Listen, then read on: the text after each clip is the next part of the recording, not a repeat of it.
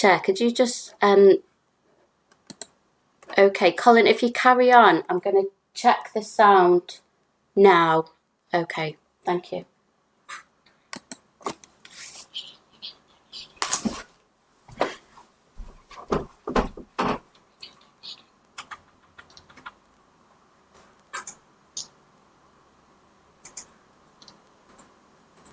Chair, could you just,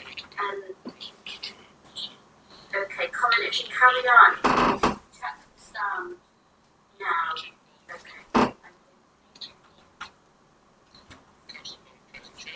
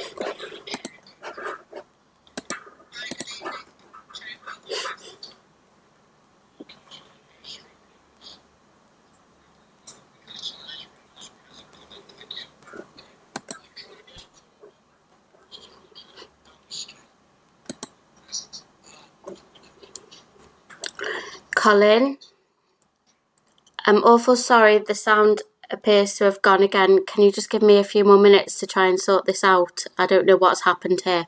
Okay, won't be a second.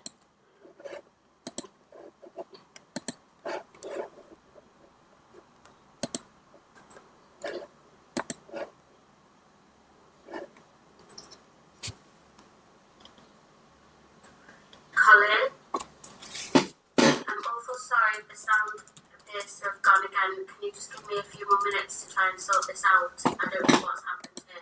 Okay, won't be a second.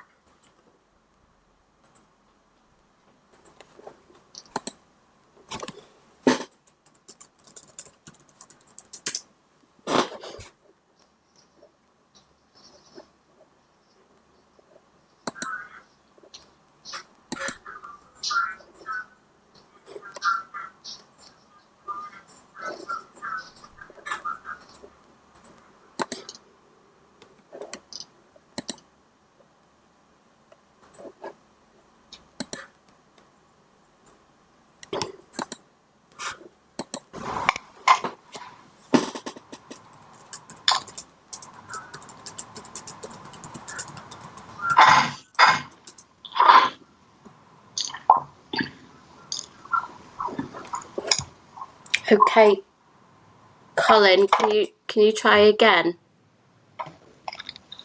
Right.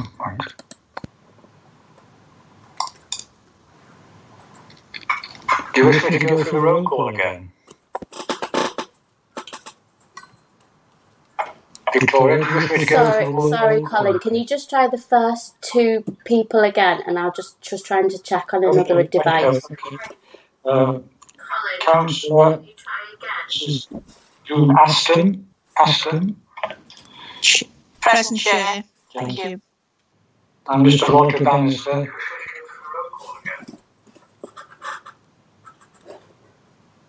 Roger Bannister. Sorry, Colin, can you just try the first two people again, and I'm just trying to check on another device. Colin, it seems to be working okay now, so carry on. Okay. Apologies. Okay, thank you.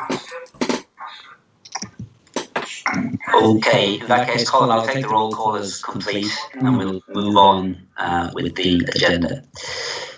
So item 3 is the Members' Code of Conduct Declaration of Interest. So members of the committee are asked to declare any disclosable pecuniary and non-pecuniary interests in connection with any items on the agenda and state the nature of the interest.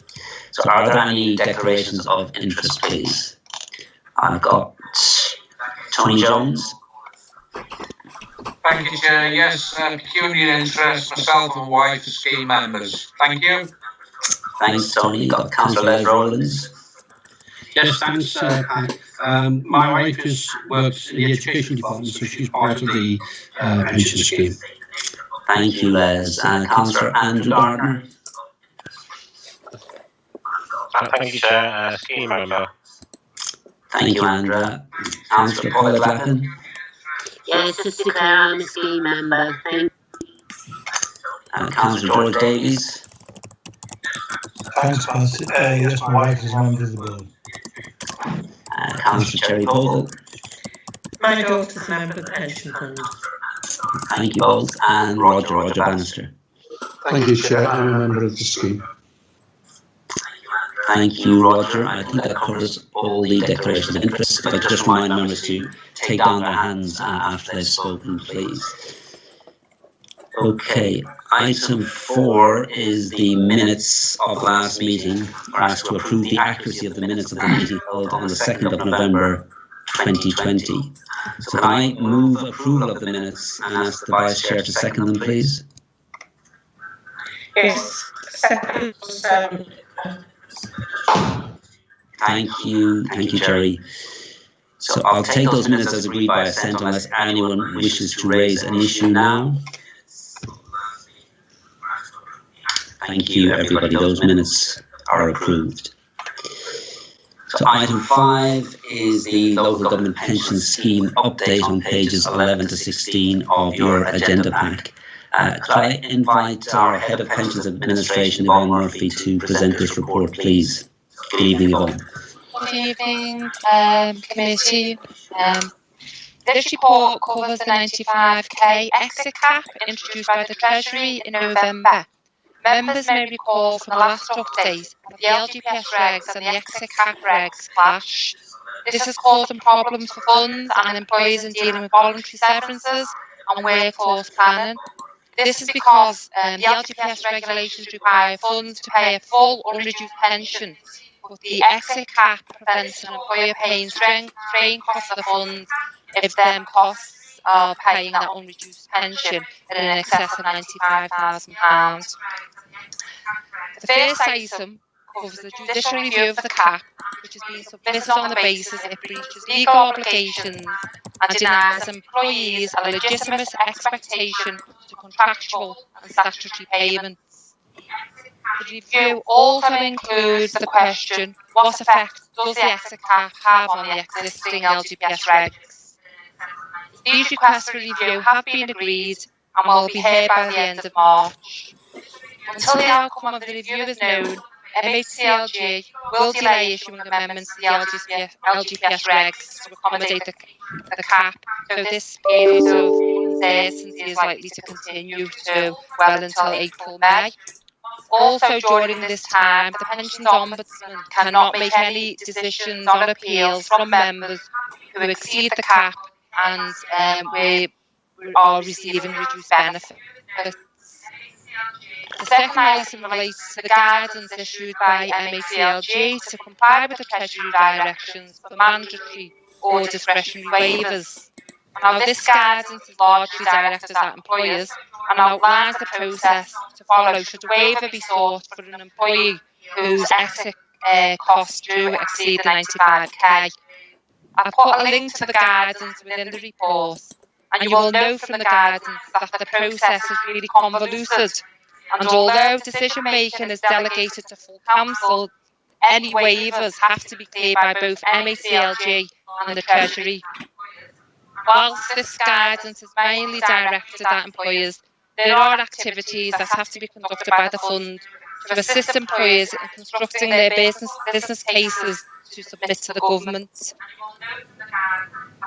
Finally, I would like to make members aware that the fund is a member of the LGA's communication group and to officers' input to the drafting of the national comms on the exit cap. We've shared all information with the relevant employers, and the members' website has been updated with a FAQ for members. Thank you, Chair. I'm happy to take any questions on the detail of the report. Okay, thanks very much, Yvonne. Just to say, I do find it disappointing to find ourselves in this situation, given the added burden and costs being placed on the fund as a result of the ongoing uncertainty and changes. Does anybody on the committee wish to ask a question or make a comment on this report?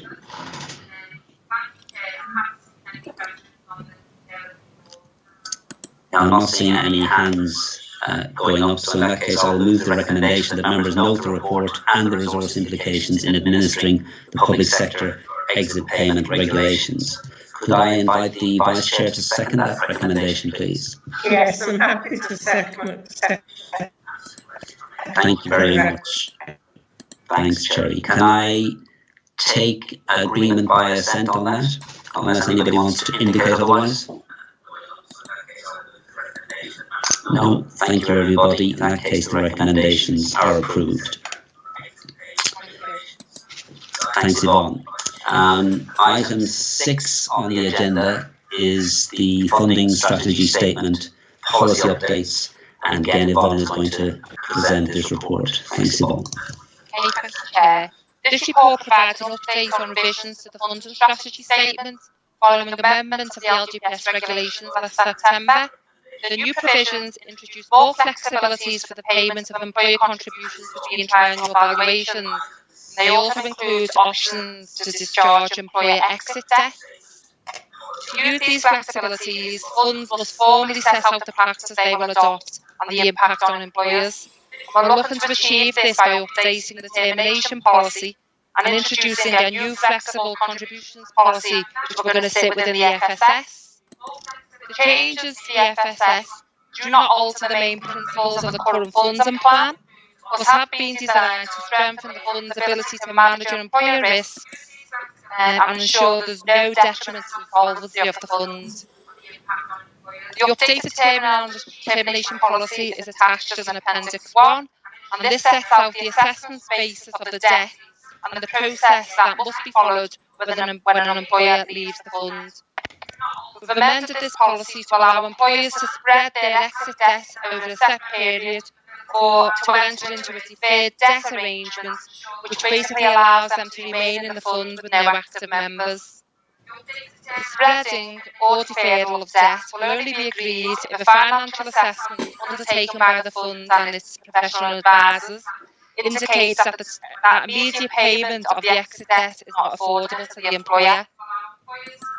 The new flexible contribution policy is also attached as an appendix to the report, and this ensures that any contribution changes will only be applied in cases of significant liability or covenant changes, which could create additional risk to the fund or to the employer. Central to the policy in both instances will be the assessment and monitoring of employer covenant, which will be key to the decision-making process of allowing these additional flexibilities. These policies have been drawn up in line with the draft guidance issued by MECLG and the Scheme Advisory Board, along with the advice of the Actuary. And it is the intention to undertake a consultation with employers on the changes to the FSS following committee approval of the draft policy and the issue of the final statutory guidance from MHCLG and SAB, and that's expected in February. That's a brief overview of the policy rationale, but I'm happy to take any questions on the details of the policies. Thank you, Chair. Thanks, Yvonne. I've got Chris Carubia with a question. Chris? Yeah, thanks, Chair. Hi, Yvonne. Hi, Chair. It may be a bit of a daft question, this, but you've got on 3.4, it says there'll be further cosmetic updates to the FSS. What do they mean by cosmetic updates? Because that normally means something that makes no difference. Yeah, well, to be honest, what that means is the termination policy is reflected. There's elements of the termination policy reflected in other sections of the FSS. So to make it consistent, we'll make the cosmetic changes to reflect what we're changing in the termination policy in other areas of the FSS. Does that explain? Okay, thanks. Yeah, thanks. Lovely. Thanks, Yvonne. I've got a question about section 3.12, which talks about, revisions to contribution rates and talks about, significant changes in that context. Could you just kind of elaborate a bit on what constitutes a significant change in that context? Okay, well, within the determination policy, we do actually detail what we consider significant changes in liabilities, and we've got that down as a material change in increasing of more than 5% in your liabilities, a change in either way your liabilities. And a lot of that can be because of, there could be changes in the benefit structure, or there could be changes in membership because of outsourcing or to be transfers. So we've got the materiality set at 5% change in liabilities. And as I say, it's largely to do with changes in membership, of TUPE transfers back in, or workforce plan, and lots of redundancy exercises going on. Okay, so there's clear benchmarks to work to when we're assessing these things. Yeah, great, lovely. Okay, I haven't got any other hands up, so I will move to the recommendations, which are listed in detail on page 18 of the report. I will move those recommendations and again ask the Vice Chair to second that, please. Yes, happy to second that, Chair. Thank you again, Cherry. Again, I'll take that by assent unless there's any indication to the contrary. No, thank you, everybody. Those recommendations are approved, and thank you again, Yvonne. Thank you, Chair. So that takes us to item 7 on the agenda, which is authorised signatories. I've got the Head of Finance and Risk, Donna Smith, presenting this report. Evening, Donna. Thank you, Chair. Good evening, committee. This report sets out proposed changes to authorised signatories at Merseyside Pension Fund, following a review of the current signatories against business needs and to update to reflect staff changes. The report describes different requirements for various institutions and functions, including the banks and the custodian. This report also forms part of the fund's scheme of delegation and sets out the management and authorisation arrangements for the avoidance of doubt for organisations undertaking due diligence on the pension fund. Section 3.1 sets out the current approved signatories, with section 3.2, 3.5 and 3.8 detailing the proposed signatories. In summary, the report has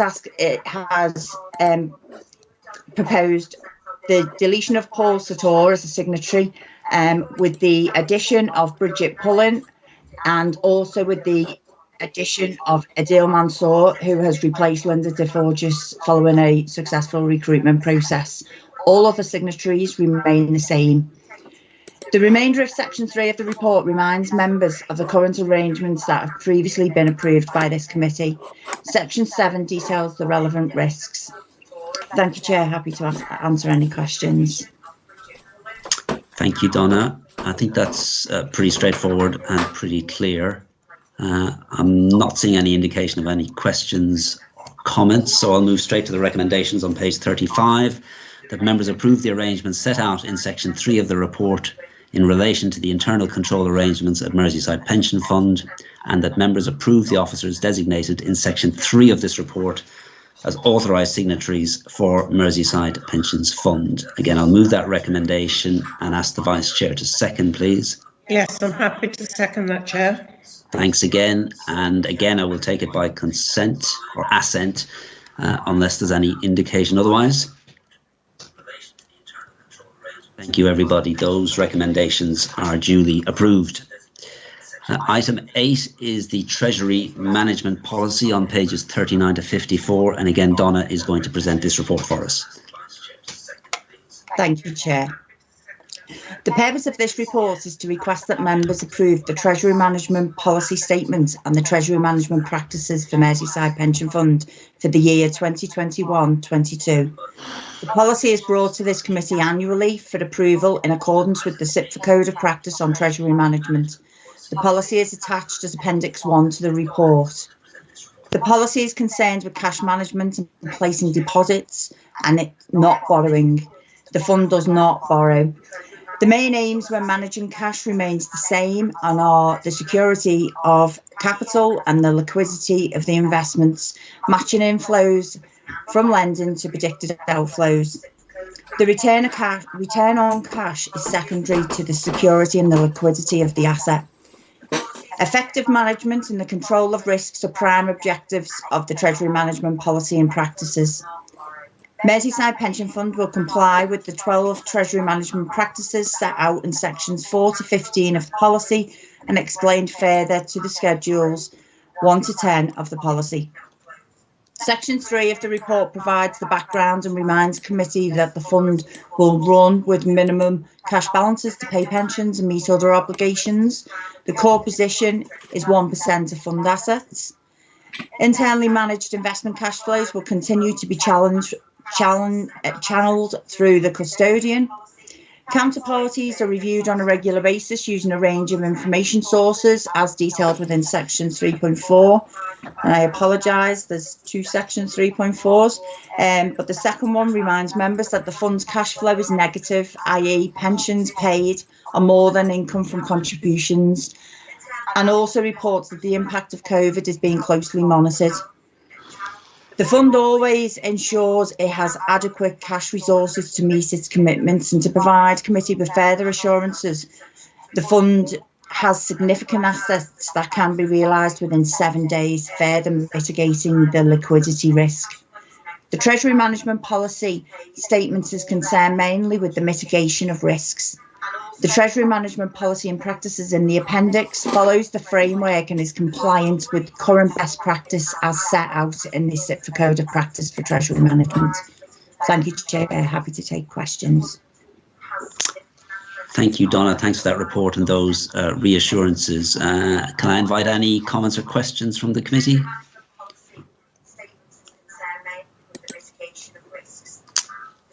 Okay, Chris Grubia. Thanks, Chair. Hi, Donna. Yeah, on 5.1, where it states that the subject of regular examinations of alternative methods of service delivery. I was just wondering what kind of alternative methods they would be.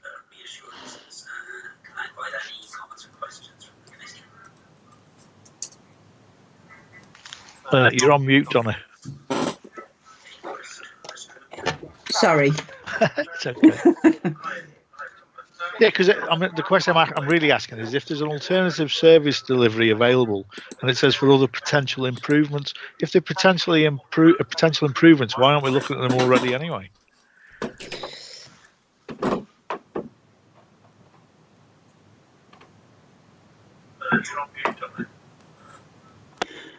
Right. Okay. The Treasury management function is currently undertaken by my team. I suppose alternative methods would be other providers, for example, or part of Wirral Council Treasury function. We regularly assess staff requirements, work as part of business planning process.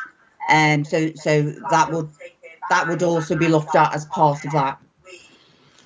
Hope that answers your question. Okay. Okay. Is that okay, Chris?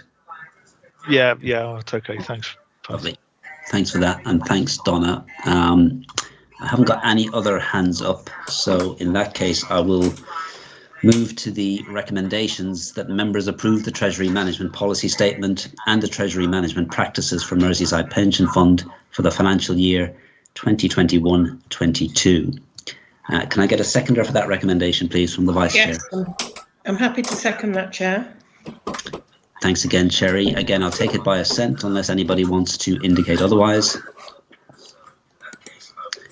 No, thank you, everybody. That recommendation is duly approved. And thank you, Donna, for those reports. Thank you. Right, we're on to item 9 on the agenda, which is Members' Learning and Development for 2021. I'm going to hand over to the Director of Pensions, Peter Wallach, to present this report. Peter, good evening. Good evening, and thank you, Chair. This is an annual report that we bring with the appendix sets out a number of potential opportunities for members to undertake learning and development. Normally, it's brought because of the intention of getting appointments in diaries. I suppose that's still the case, but as events are now virtual, I trust they'll be more accessible to members this year. Members will note that perhaps in September, 1 or 2 conference providers are hoping to have a physical conference, but that obviously remains an aspiration, I think, rather than anything that's firm. So under Section 3, just some reminders about the nature of development.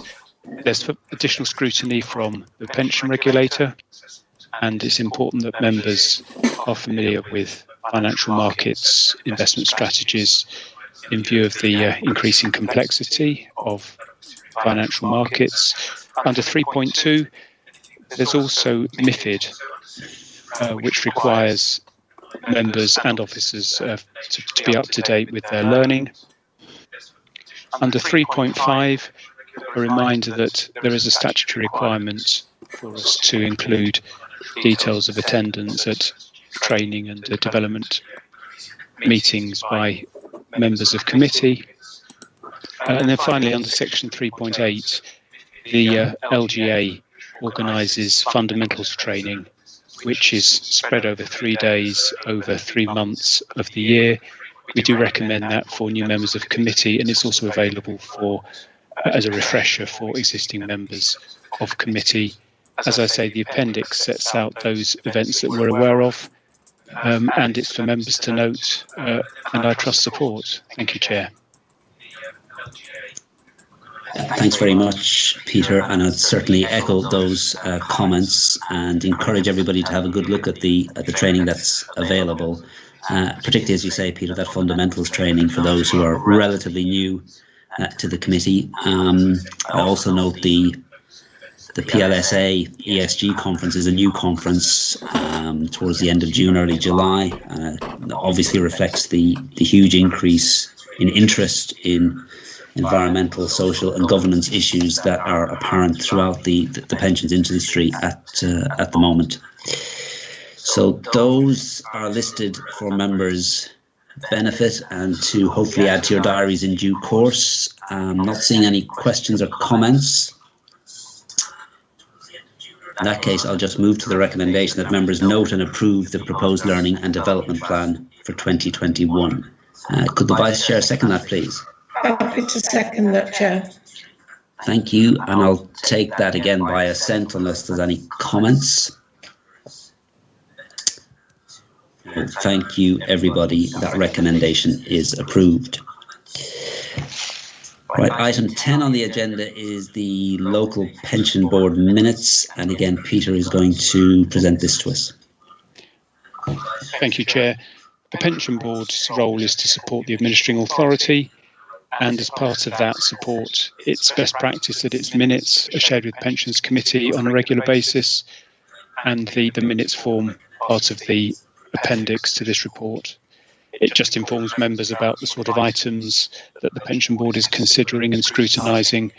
Some of those are the same as items brought to this committee, but it's an additional level of assurance and governance for the fund. Thank you. Yeah, thank you, Peter. And can I again, not for the first time by any means, thank the board for their comprehensive coverage of matters relevant to the fund and indeed to this committee as well. Are there any questions or comments on the minutes? If not, I'll just move the recommendation then that we note the minutes of the local pension board.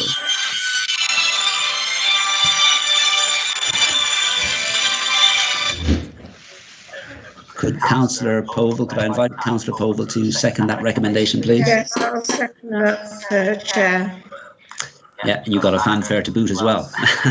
Again, I'll take that by assent, unless there's any comments to the contrary. Thank you, everybody. We move on to item 11, which is the Northern LGPS update. And for this item, I would refer everybody to the supplementary agenda and again bring in Peter to present the report. Yes, thank you, Chair. With the advent of pooling, a joint committee has been formed consisting of 2 members of each of the 3 authorities in the pool. There are regular joint committee meetings, and the minutes of those meetings form part of the reporting to this committee. The minutes are part of the exempt part of the agenda. Okay, thank you, Peter. Just a brief comment from me that members of the committee may have had a letter from the Palestine Solidarity Campaign regarding investments in companies of interest to them. Just to say, we are pressing for increased engagement with relevant companies that the fund has holdings in, and this is being done in conjunction with our Northern Pool partners. And that matter has been taken forward at our request at the next meeting of the Northern LGPS, which takes place this coming Thursday. Are there any other comments or questions relevant to this report? Not, I'll therefore move the recommendation that we note the minutes of the joint committee meeting, and again invite the Vice Chair to second that, please. Yes, happy to second that, Chair. Thank you, and again I'll take that by assent unless there's any other indications. And thank you, everybody, and thank you, Peter. Item 12 is minutes of the working party meetings. I think there was an indication that Councillor Jones wanted to speak to the minutes to make an adjustment. Did you want to do that, Tony? Yes, thank you, Chair. It was just to actually request that my apologies be noted as an apology. From my perusal of those particular minutes, I wasn't able to see that my apology had been noted, Chair. So just that one amendment with your indulgence. Thank you. Lovely. Thanks very much, Tony. I'm sure we can make the necessary amendment to that. But Peter, you were going to present the report, yeah?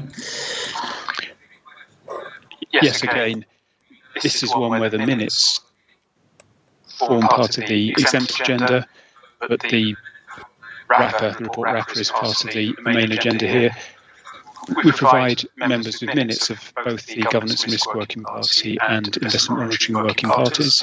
Since the previous committee, there's just been one Investment Monitoring Working Party, and those minutes, as I say, form part of the supplementary agenda.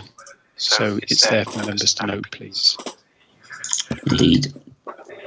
Thank you, Peter. Okay, in that case, can I move that recommendation that members approve the minutes attached, as Peter says, as an appendix to this report? And second that, Chair. Thanks again, Sherry. And again, I'll take that by assent, if that's okay. Noted, Chair. Thank you all. Okay, that brings us to item 13 on the agenda, which is exempt information relating to the remaining items on the agenda and exclusion of members of the public.